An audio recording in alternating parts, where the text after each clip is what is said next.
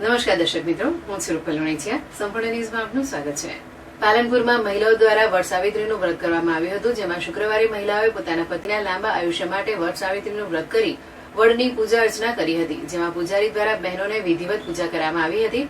જેઠ સુદ પૂર્ણિમાના દિવસે વટ સાવિત્રીનું વ્રત કરવામાં આવે છે, જેથી પાલનપુરની મહિલાઓએ શુક્રવારે પતિના લાંબા આયુષ્ય માટે વટ સાવિત્રીનું વ્રત કર્યું હતું, જેમાં મહિલાઓ આ દિવસે ઉપવાસ કરે છે અને મંદિરમાં જઈ વડને સૂતરની દોરીમાંથી પ્રદક્ષિણા અને આરતી કરી વડની પૂજા કરવામાં આવે છે. જેમાં પાલનપુર લક્ષ્મણ ટેકરી ખાતે આવેલ મંદિરમાં મહિલાઓએ વડની પૂજા કરી ત્યારબાદ ભગવાન શ્રીની પૂજા કરવામાં આવી હતી, જેમાં પૂજારી દ્વારા મહિલાઓને વિધિવત પૂજા અર્ચના કરવામાં આવી હતી, જેમાં મોટી સંખ્યામાં મહિલાઓએ ભાગ લીધો હતો.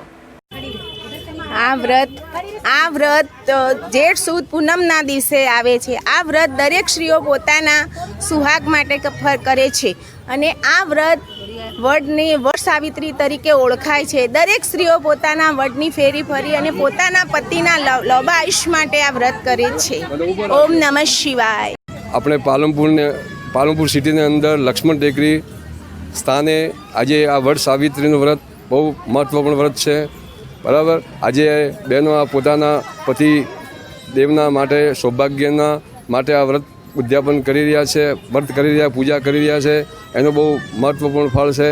બરાબર, એને ખૂબ ભાવપૂર્વક અને મહત્વપૂર્ણ આ વ્રત કરી રહ્યા છે. ખૂબ ધામધૂમથી શ્રદ્ધા ભાવની સાથે આ બધા બહેનો સાથે મળીને આ વ્રતનું ઉદ્યાપન પૂજન કરી રહ્યા છે. મારું તાપી શંકર મહારાજ કરીને પૂજા કરાવી રહ્યા છે લક્ષ્મણ ટેકરીની અંદર.